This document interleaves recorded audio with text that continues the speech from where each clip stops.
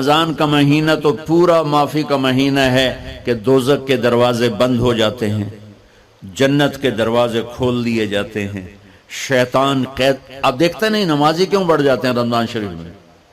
کہ وہ نامراد قید ہو جاتے. تو کسی کو زنجیروں میں باندھا ہو وہ چل تو نہیں سکتا، چھوڑ دو زنجیریں تو چل پڑے گا. تو اللہ تعالی ہم سب کی حفاظت فرمائے. کوئی دعویٰ نہ کرے، لیکن جو تھوڑا سا غفلت میں ہوتا ہے تو ایمان کمزور ہوتا ہے، انہوں تو شیطان بن کے جامع نہیں دینے. جمعے جاواں گے، جمعے کئی جمعہ بھی نہیں پڑھتے، عید تے جاواں گے، کوئی عید بھی نہیں پڑھتا. یہیں یہ ایک نگینہ سینما کے مالک نے بیان کروایا تھا اور اس نے بعد میں اس سینما کو گرا دیا. آج کل وہ کینیڈا میں ہوتا ہے.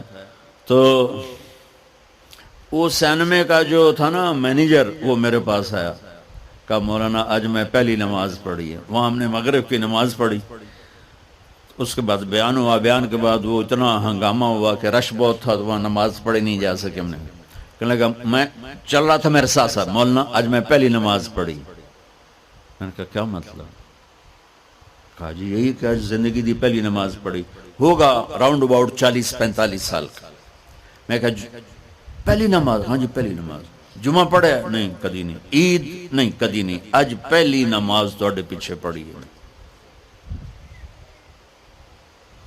شیطان جب قید ہوتا ہے تو زنجیریں کھل جاتی ہیں تو نمازی بڑھنا شروع ہو جاتے ہیں. اس کے بعد جو گھٹتے ہیں نا تو شیطان کی وجہ سے نہیں، اپنی عادت اور سستی کی وجہ سے. پہلے 2-3 دن بڑا جوش ہوتا ہے، پھر اس کے بعد گھٹتے ادھے کو پھر نکل جاندے ہیں، ادھے رہ جاندے ہیں. تو تراویح میں پہلے پوری مسجد بھرے گی، پھر ایک صف جائے گی، پھر دوسری جائے گی، پھر تیسری جائے گی. تو بھائیو یہ رمضان آ رہا ہے، دیکھو میں ہاتھ جوڑتا ہوں، نماز 5 وقت سارا سال فرض ہے، لیکن روزے کی برکت سے کیا ہوتا ہے؟ شیطان قید ہو جاتا ہے تو وہ سارے بھاگے آ رہے ہوتے ہیں. اللہ سے مانگ لو اس رمضان میں کہ یا اللہ ایسی توفیق دے کہ موت تک نماز نہ چھوٹ. رمضان میں بہت سے لوگ رشوت لینا چھوڑ دیتے ہیں کہ نہیں جی ہن رمضان شریف آ گیا. رمضان شریف بھی تو آیا ہے لیکن اصل میں شیطان قید ہوا ہے تو اب کہہ رہے نہیں ہن رشوت نہیں لینی، مہینے بعد لواں گے. ڈنڈی مارنے والا کہتا ہے نہیں صحیح تولنا ہے، پھر رمضان تو بعد کٹھی کسر کر لواں گے. وہ کیا وجہ ہے پیچھے؟ ایک تو رمضان کی برکات ہیں، اور ایک شیطان کا قید ہونا ہے، اور ایک جنت کے دروازوں کا کھل جانا، دوزخ کے دروازوں کا بند ہونا، اللہ کے عرش کا پہلے آسمان پہ مستقل ڈیرا ڈال دینا، اور پھر اعلان کرنا ہے کوئی بخشش آنے والا ہے، کوئی معافی مانگنے والا ہے، کوئی توبہ کرنے والا ہے، کوئی جنت مانگنے والا ہے، کوئی دنیا مانگنے والا، آؤ مانگو. اور ایک فرشتہ اعلان کرتا ہے اے بھلائی کے چاہنے والے شاباش آگے بڑھ، اور دوسرا فرشتہ اعلان کرتا ہے اے برائی کے کرنے والے بس کر اور واپس آ جا، بس کر اور واپس آ جا. رمضان کا مطلب ہے جل جانا. رمضان کے لفظ کا مطلب ہے جل جانا. جلنے کا مطلب کیوں ہے اس میں؟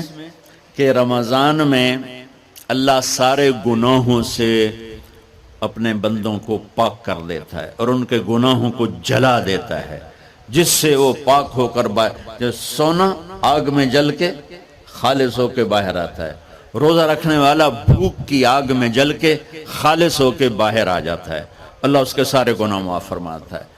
دھیان نال سنیں جی، سب سے اعلیٰ درجے کا مسلمان، میرے نبی کا جواب، جو سارا دن مصلی پہ بیٹھا رہے، جو ہر سال حج عمرہ کرے، جو مسجد سے نہ نکلے، جو رات کو قرآن پڑھے، دن میں روزے رکھے. نہیں، سنو غور سے سنو. من سلم المسلمون لسانہ ویدہ، سب سے اعلیٰ درجے کا مسلمان فیصلہ بات کا وہ ہے جو اپنے مسلمانوں کو تکلیف نہ پہنچائے، جو ہاتھ اور زبان سے کسی کو تکلیف نہ پہنچائے، وہ سب سے اعلیٰ درجے کا مسلمان ہے. سبحان کیا بات. میرے نبی سے ایک صحابی نے پوچھا یا رسول اللہ، ہمارے محلے میں ایک خاتون رہتی ہے، رات کو تہجد پڑھتی ہے، دن میں روزے رکھتی ہے، پر اس کی زبان بہت سخت ہے، بہت بےزتی کرتی. اب نے کہا جہنم میں جائے گی. کہا جی ایک خاتون ہے جو نہ نفلی روزہ، لیکن اس کی زبان کا بول بڑا میٹھا ہے، کہا وہ جنت میں جائے گی. تو سب سے اعلیٰ درجے کا مسلمان کون ہے جو کسی کو تکلیف نہ پہنچائے؟ پھر اس نے پوچھا ای الایمان افضل، سب سے اعلیٰ درجے کا مومن کون ہے؟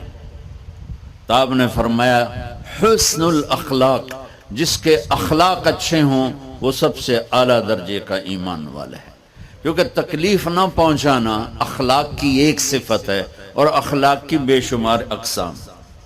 میرے نبی نے فرمایا اچھے اخلاق 360 صفات کا نام ہے. ایک صفت بھی کسی مسلمان مرد عورت کے اندر ہوگی تو جنت میں چلا جائے گا. سامنے ابو بکر بیٹھے تھے، کہنے لگے یا رسول اللہ کو میرے اندر بھی ہے؟ تو آپ نے فرمایا تیرے اندر ساری ہے، ساری تیرے اندر ساری.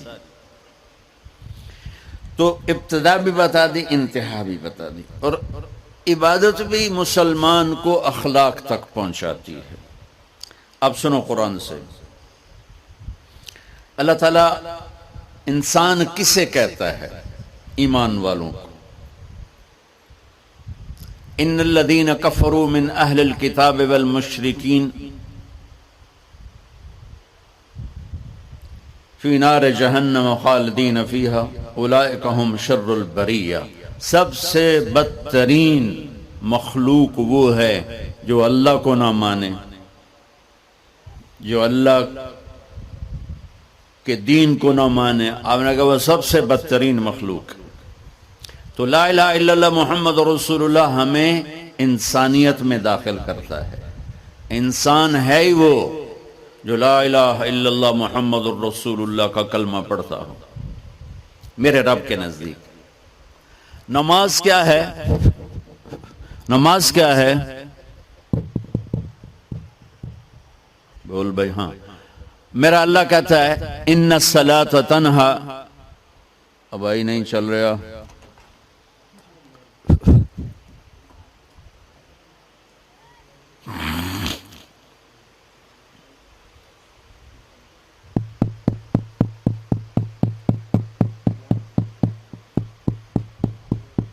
تھوڑی آواز ہے. نماز کیا ہے؟ ان الصلاۃ تنہا عن الفحشاء والمنکر. تم نماز پڑھو، یہ تمہیں بد اخلاقی سے بچائے گی اور یہ تمہیں گناہوں سے بچائے گی. تو نماز بھی انسان کو اخلاق تک لے جا رہی، فحاشی سے بچائے گی، گناہوں سے بچائے گی، اخلاق کی طرف سفر. روزہ آ رہا ہے. روزہ کس لیے ہے؟ کتب علیکم الصیام کما کتب علی الذین من قبلکم لعلکم تتقون. تم پر روزہ فرض کیا ہے جیسے پہلوں پہ کیا تھا تاکہ تم تقوی والے بن جاؤ. تقوی والے کون ہیں؟ وسارعوا الی مغفرۃ من ربکم وجنۃ عرضها السماوات والارض اعدت للمتقین.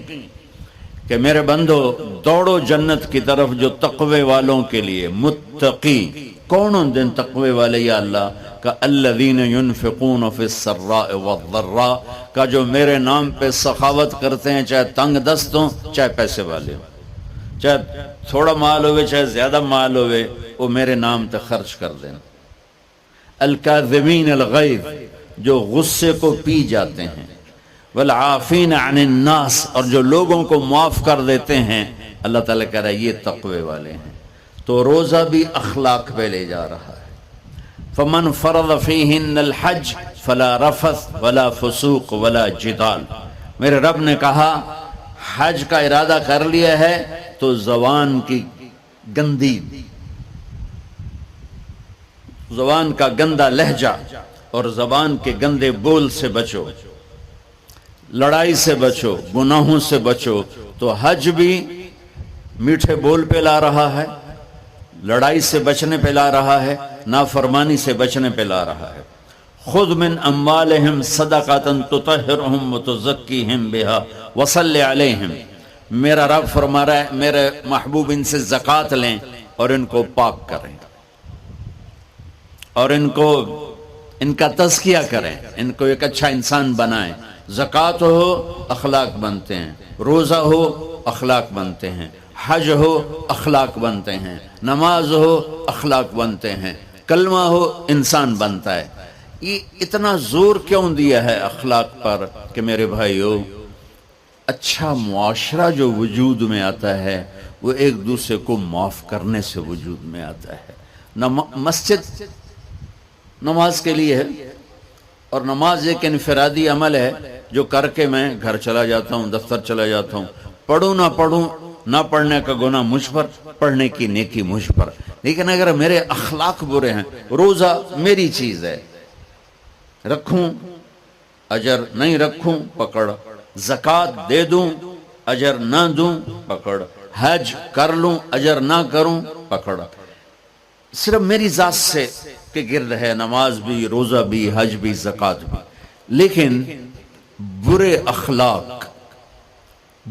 اخلاق جتنا معاشرے میں میرا اثر ہے وہاں سب تباہی پھیلا دیں گے، اور اچھے اخلاق جتنا معاشرے میں میرا اثر ہے وہاں خوبصورتی کو پھیلا دیں گے۔ عبادت چھپ جاتی ہے، میں نے فجر پڑھی ہے کہ نہیں پڑھی آپ کو پتہ ہے؟ بولو، آپ نے پڑھی ہے یا نہیں پڑھی مجھے کوئی پتہ ہے نہیں ہے۔ لیکن یہاں بیٹھ کے اللہ نہ کرے میں فرقہ واریت کی بات کروں، آپ سب کو پتہ چلے گا کہ نہیں چلے گا کہ مولوی اگلا رہا ہے؟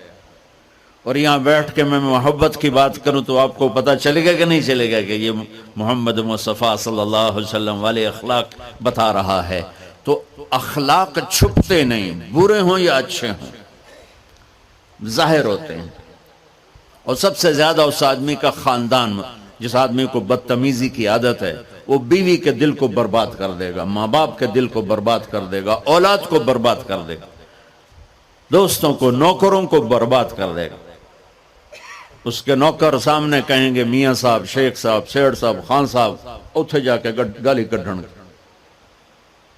اور جس کے اخلاق اچھے ہوتے ہیں وہ اپنے گھر کو خوبصورت بنا دیتا ہے، رشتوں کو خوبصورت بنا دیتا ہے، ملازموں کو خوبصورت بنا دیتا ہے، اپنے کاروبار کو، اپنی زندگی کو، ہر پہلو اس کا خوبصورت ہو جاتا ہے۔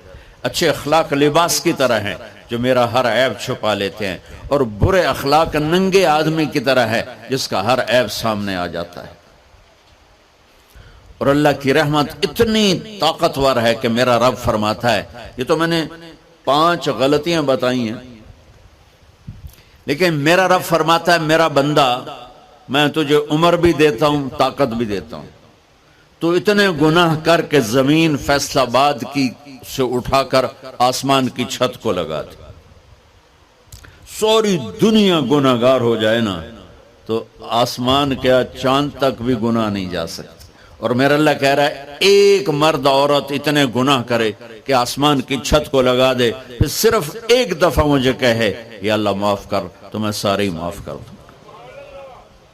تو بھائیو یہ رات بھی معافی مانگنے کی ہے۔ تو میرے عزیز و رمضان شریف آ رہا ہے، اپنے دل کو کینہ سے صاف کرو، بغض سے صاف کرو، نفرت سے صاف کرو، کسی سے لڑے ہوئے ہو اللہ کے واسطے صلح کر لو، یہ لڑنے کی جگہ نہیں ہے، محبت کر کے جاؤ تو اللہ بڑے اونچے عالی درجات نصیب فرمائے گا۔ اور اللہ تعالیٰ موقع دے تو رمضان میں ایک 3 دن تبلیغ میں اللہ کے راستے میں ضرور لگا لینا۔ تو سارے بھائی نیت کرتے ہو؟ سنتیں پڑھ۔ اللہ نے زکوٰۃ فرض کی ہے تو زکوٰۃ نکالو۔ اب تو اتنے حالات ہیں کہ متوسط طبقہ بھی زکوٰۃ کا مستحق ہے، اپنے زکوٰۃ سے بڑھ کے نکالو، چونکہ زکوٰۃ دینے والا بخیلوں سے تو نکل جاتا ہے لیکن سخیوں میں داخلہ اس سے اوپر کرے گا تو ہوتا ہے۔ 2,500 دے دیا نا 1 لاکھ میں سے تو باپ پہ بخیل کا لیبل نہیں لگے گا، لیکن سخی کا بھی نہیں لگے گا۔ اوپر 54 خرچ کر دو تو ایک سٹیپ آپ آ جائیں گے۔ سخی بن کے زندگی گزارو، لوگوں پہ خرچ کرنے کا مزہ بہت ہے، جوڑنے کے مزے سے زیادہ لگانے کا مزہ ہے۔ تو رمضان آ رہا ہے، خرچ کریں، زکوٰۃ سے بڑھ کر دیں، انتہائی ضرورت مند ہیں ہمارے لوگ۔ ابھی تو وہ جو سیلاب سے جو گھر گرے تھے ابھی تو وہ ہی نہیں بنے، کتنے ہزاروں لوگ بے گھر بیٹھے ہوئے ہیں۔